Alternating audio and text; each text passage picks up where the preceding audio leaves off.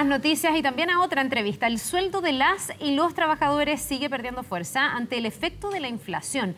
El índice nominales de remuneraciones real disminuyó 2,3% interanualmente, con lo que acumula 14 meses de caídas consecutivas en su variación anual y 10 bajas mensuales seguidas. Queremos analizar esta situación. Estamos con Gonzalo Durán, economista de Fundación Sol. Muchísimas gracias por estar con nosotros, Gonzalo, y bienvenido. Hola, muchas gracias. A ver, lo primero que te quiero preguntar es cómo se mide el si los sueldos suben, bajan y la realidad se contrasta con la inflación, se ve la trayectoria por sí mismo, porque aquí obviamente estamos en una coyuntura con una inflación que ha estado altísima, ¿no? En torno al 13% el año pasado. Sí, lo primero es comentar que la inflación anual fue de un 12,8% entre enero y diciembre en el año 22, la más alta, ¿no es cierto?, en los últimos 31 años, desde 1991 que no se veía una inflación de este tipo.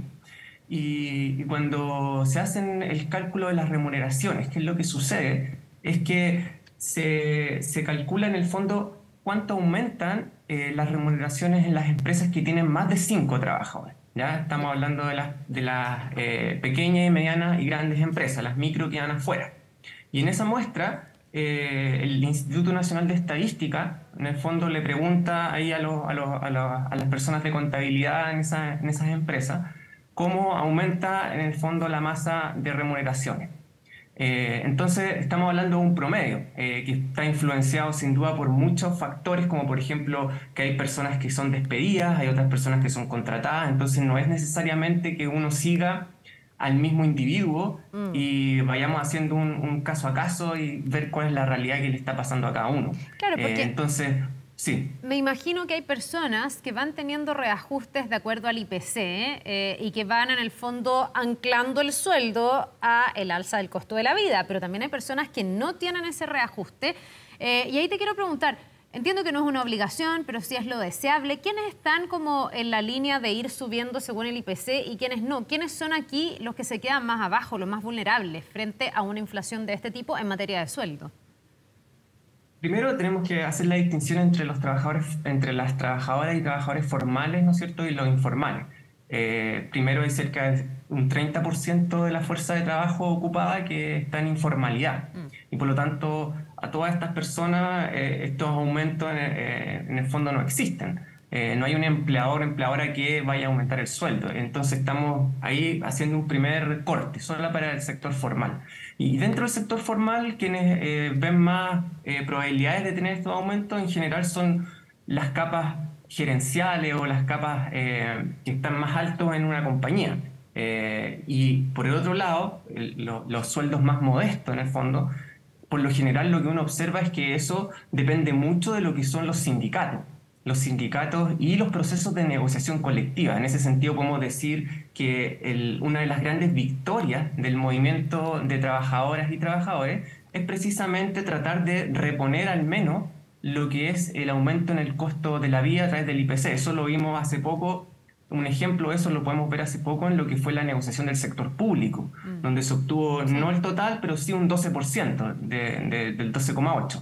Entonces, ahí tenemos una mala noticia en el fondo para Chile, porque cuando nosotros vemos cuál es el porcentaje de personas que negocian colectivamente en sindicatos, es muy bajito. Estamos hablando de que prácticamente una estimación optimista nos hablaría cerca de un 13%. Por lo tanto, hay 87 de cada 100 trabajadoras y trabajadoras que no tienen la oportunidad de renegociar a través de la acción sindical y básicamente depende de la buena voluntad que pueda tener el empleador o la empleadora.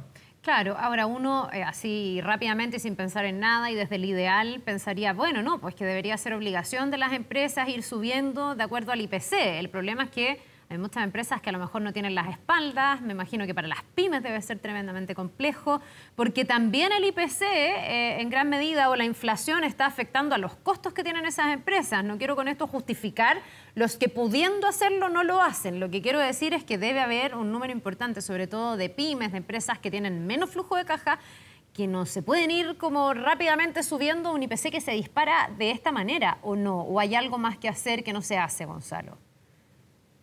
Claro, lo que pasa es que el sistema, cuando uno lo ve en la totalidad, a veces uno observa que las grandes empresas, incluso en algunos casos, tampoco están llanas, ¿no es cierto?, a ajustar los sueldos por el IPC. Y eso genera como encadenamiento hacia las medianas y las pequeñas empresas que finalmente también se ven ahí afectadas por el comportamiento de lo que es la gran empresa. Aquí hay que dejar una cosa súper en clara. Cuando hablamos de una inflación de un 13% para una persona que gana 460.000 pesos, en un año, si es que a esa persona no le reajustaron el sueldo, estamos hablando de que prácticamente pierde un mes de remuneración. Si es que gana 460.000 pesos, que es el sueldo mediano en Chile, de acuerdo a los datos del Instituto Nacional de Estadística. Entonces, por ahí, claro, quizá uno puede entrar, ¿no es cierto?, a discutir esta parte de lo que son los costos, lo que pasa con las empresas, pero lo que uno observa, en definitiva, al final del día, es que muchas veces las empresas terminan transmitiendo esto de manera casi automática a lo que es el precio de venta. En los supermercados, eso lo podemos ver también a través de los datos del INE, los principales 15 productos alimenticios, que una canasta básica, estamos hablando de harina, pan, azúcar, carne pavo, zanahorias, cosas muy básicas, subieron casi un 37-38% interanual. Entonces ahí vemos cómo eso se traspasa finalmente a precio y las empresas en general eso es lo que hacen. Ahora, estamos hablando harto de las empresas, pero también tú recién hablabas del Estado. O sea, cuando tuvimos un reajuste del sector público, que al final lo que termina ocurriendo es que logran un acuerdo para todos porque hay una presión, porque hay un paro, por ejemplo, no sé, de los fiscales, que era una cosa súper inaudita. Y así entonces el Estado termina entregando el 12%, no el 12,8%, que es lo que debió haber sido si es que uno ve el acumulado del año pasado.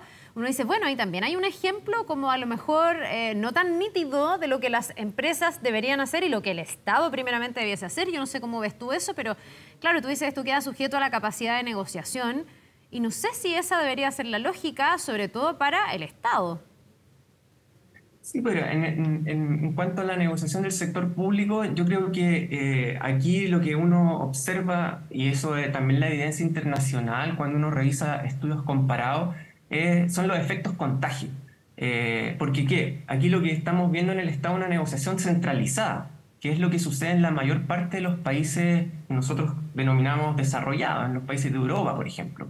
Negociaciones centralizadas, donde son acuerdos en los cuales lo que ahí se logra cubre a todo un sector económico, en este caso el sector público, y por lo tanto es una aplicabilidad del 100%.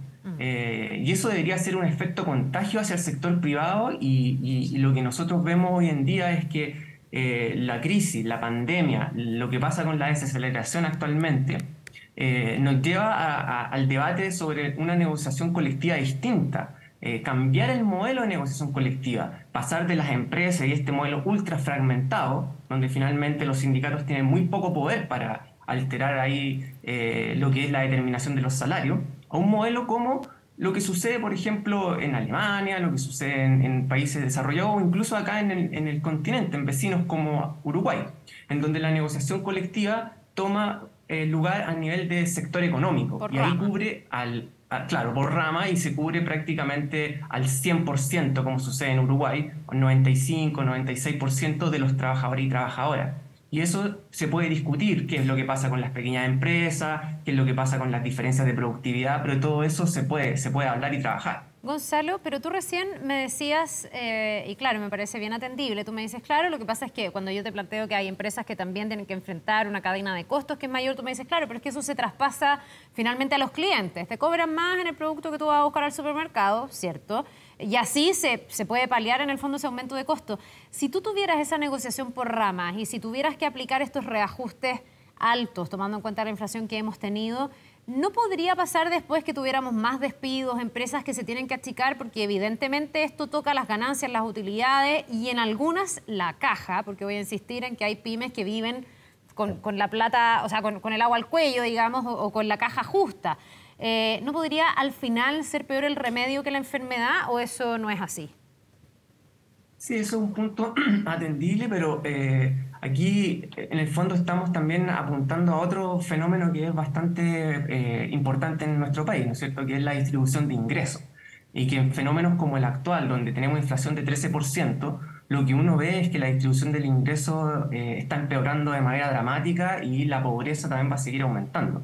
Entonces, desde ese punto de vista, cuando tú miras distribución de ingresos entre lo que son los salarios y los beneficios empresariales, hay que, y lo que nos dice la evidencia comparada a los estudios, es que finalmente tú tienes que alterar ahí las relaciones de poder entre sindicatos y empresas.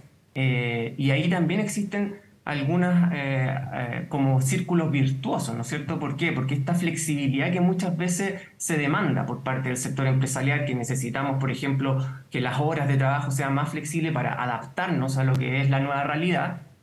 Finalmente eso tú lo logras a través de la conversación con el sindicato. Y esa es una conversación que se puede dar y puede lograr también frutos para la comunidad completa en el fondo. Y no que sea una decisión unilateral impuesta que aquí viene, ¿no es cierto?, el empleador o la empleadora y finalmente termina despidiendo y los que quedan con todo el temor y ahí también se generan problemas al interior de la organización. Gonzalo, ¿cómo ves tú el panorama económico en la proyección? Aquí básicamente estamos diciendo que frente a esta inflación tan grande que hemos tenido, la misma plata que antes ganaba una persona hoy día la alcanza para menos. Y esa es una realidad que en el cotidiano es muy difícil de enfrentar para muchas familias. ¿Cómo viene, a tu juicio, este 2023? ¿Cuándo debiésemos entrar en una fase de normalización para, no sé, pues volver a hablar del 2 al 4, del 3%, que es como el rango ideal que se ha fijado para la inflación desde el Banco Central? Sí, ahí el Banco Central dice que al próximo año a fin de año, deberíamos estar en 3,6%. Yo pienso que Banco Central ha sido bastante errático, ¿no es cierto?, en los últimos tiempos. También lo que ha sido la política monetaria, que lamentablemente no ha dado los resultados que uno esperaría y que ya llevamos bastantes meses sin poder bajar la inflación de manera significativa. Yo ahí no estaría, nosotros en Fundación Sol no estaríamos tan optimistas, porque cuando se habla de que el punto máximo en la inflación general fue por ahí por agosto y ahora estamos en una tendencia hacia la baja, eso puede ser cierto en el indicador general, pero hay indicadores específicos como la división de los alimentos, que es la división más importante dentro del índice de precio al consumidor, que es una canasta de 303 productos, 12 divisiones. La división más importante de alimentos, y la incidencia que tuvo alimentos prácticamente fue de un 40% del total de la inflación anual, o sea, explica un 40% ya sola. Y esa división, lamentablemente, no es que está a la baja, sino que el mes pasado alcanzó la variación interanual máxima en lo que se tiene registro de mediciones por parte del INE, que fue cerca de un 24%. Entonces, lo que uno esperaría es que esta situación se va a mantener un poco más, y por eso que es tan importante este llamado no solo a las autoridades, sino también a las empresas, a las propias trabajadoras y trabajadores, que el tema de la negociación colectiva se hace aquí fundamental.